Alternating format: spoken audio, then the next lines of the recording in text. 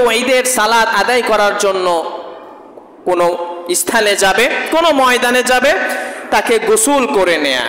কেননা আল্লাহ নবী সাল্লাল্লাহু আলাইহি ওয়াসাল্লামের একটি হাদিস রয়েছে, সুইলা আলী ইবনে আবি তালিব আনিল গুসলি, একবার আলী রাদিয়াল্লাহু আনহুকে জিজ্ঞেস করা হলো, হে আলী, আল্লাহর নবী কোন কোন দিনে গোসল করতেন?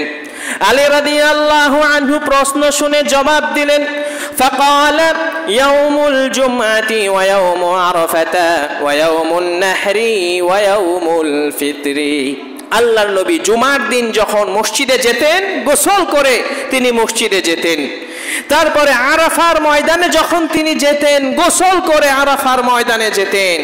তারপর যখন তিনি ঈদের সালাত আদায় করতে যেতেন, তখন তিনি গোসল করে ঈদের সালাত আদায় করতেন। এই হাদিসটি হলো বাইহাকি নামক গ্রন্থের 3 নম্বর খণ্ডের 278 নম্বর হাদিস। তাহলে গোসল করে যাওয়া সেটা হলো